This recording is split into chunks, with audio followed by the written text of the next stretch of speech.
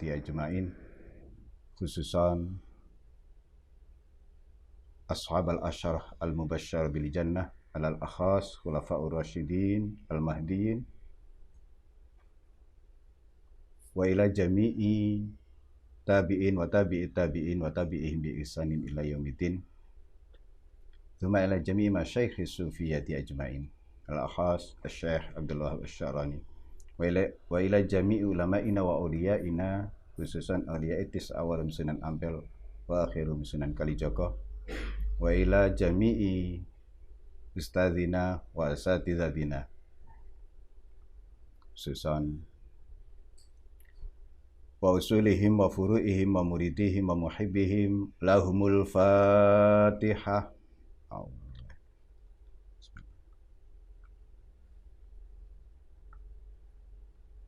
Iya.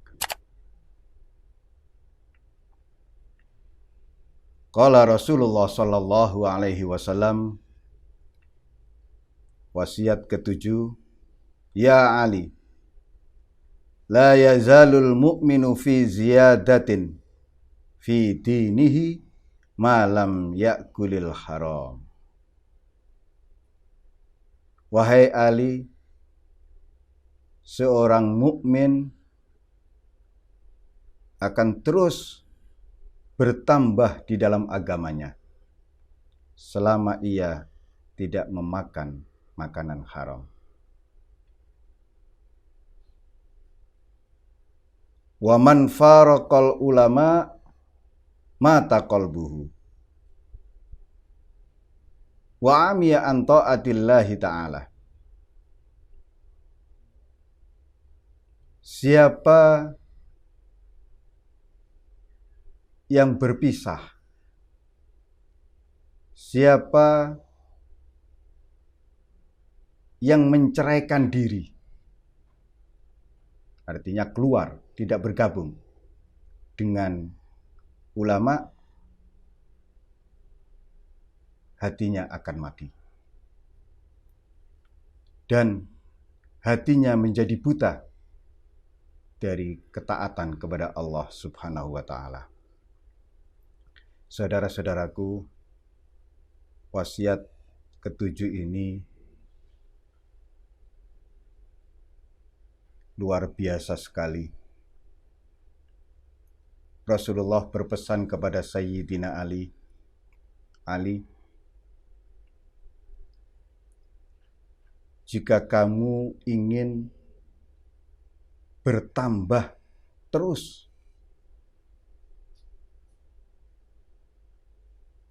keagamaan, agama yang ada di dalam dadamu terus bertambah dan bertambah, maka jangan pernah memasukkan makanan atau minuman haram ke dalam mulutmu. Jangan pernah mengonsumsi makanan minuman haram. Seorang mukmin adalah orang yang percaya kepada Allah, bahwa Allah telah menjamin hidupnya, Allah telah menjamin rizkinya. Jika rasa percayanya ini benar, niscaya ia akan menjauhkan dirinya dari memasukkan makanan yang haram. Karena kuatnya rasa percaya, kuatnya akan jaminan Allah atas kebutuhan sandang pangan dan papannya. Saya teringat sebuah kisah dari Sayyidina Ali. Pada suatu hari, Sayyidina Ali menunggang kuda, kemudian mampir ke sebuah masjid untuk melaksanakan sholat. Lantas kudanya tersebut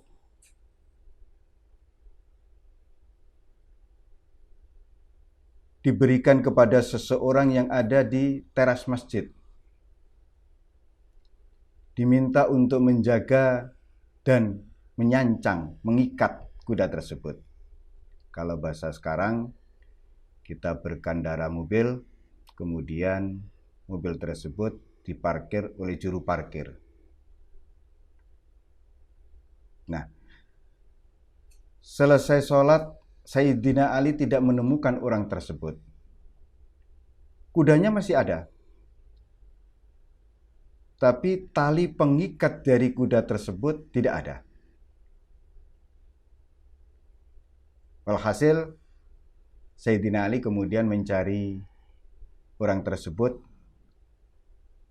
Yang lebih persisnya adalah pergi ke pasar untuk membeli tali pengikat kuda.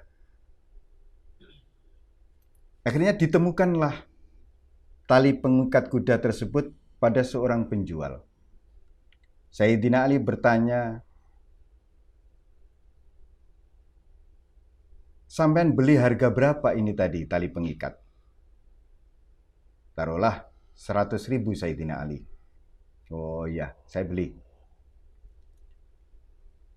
Kemudian Sayyidina Ali mendapatkan pelajaran dari situ, mengambil hikmah atas kejadian tersebut.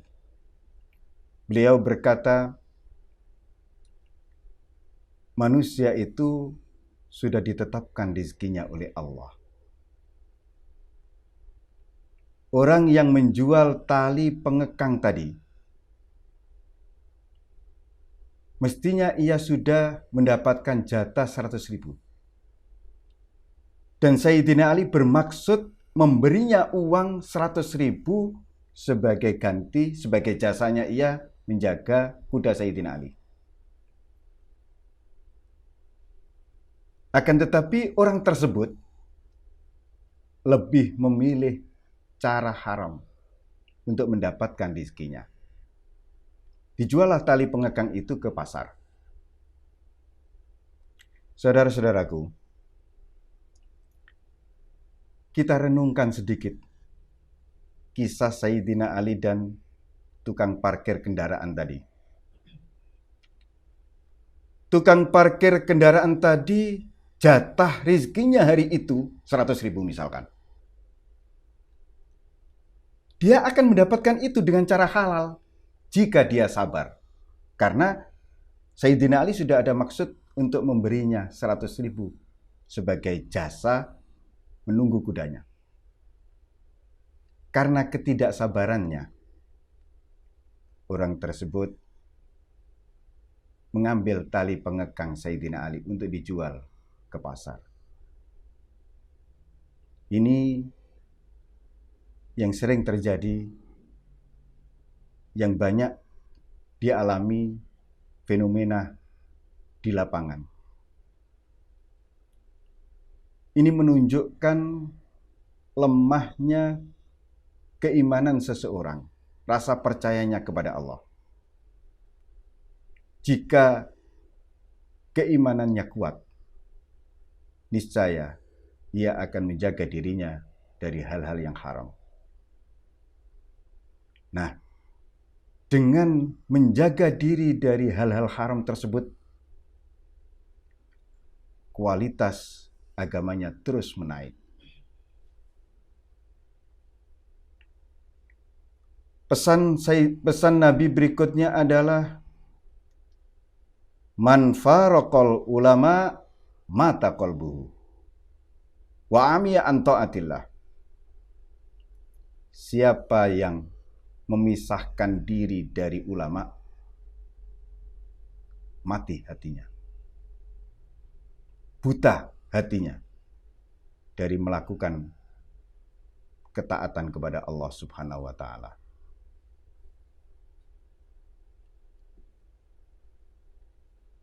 Ma'asyiral hadirin, saudara-saudaraku sekalian yang dirahmati Allah. Al-ulama di sini adalah al-ulama warasatul anbiya.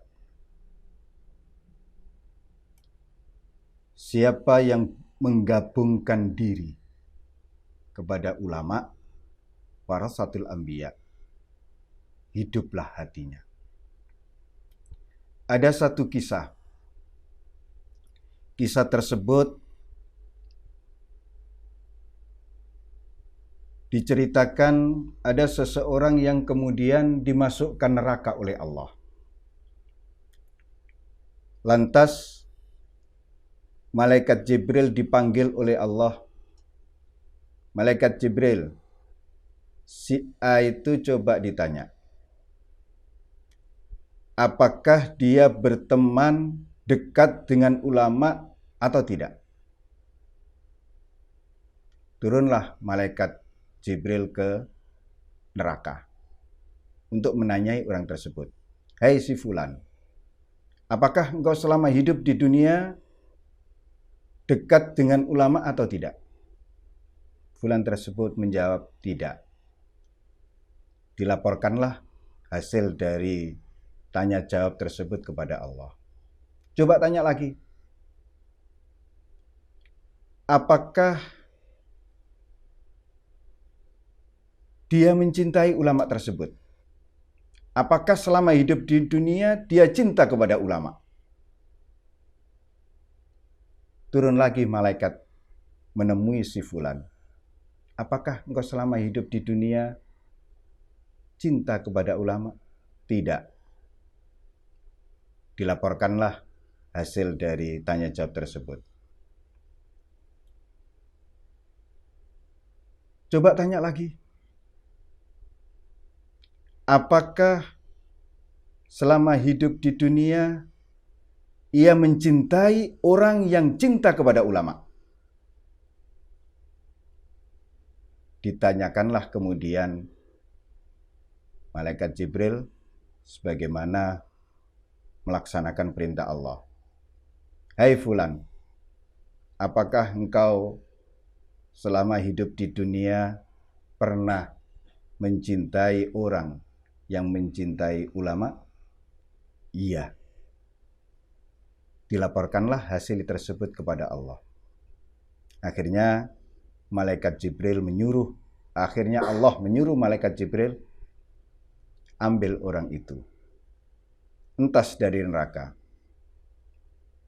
masukkanlah ke surga karena cintanya kepada orang yang mencintai ulama.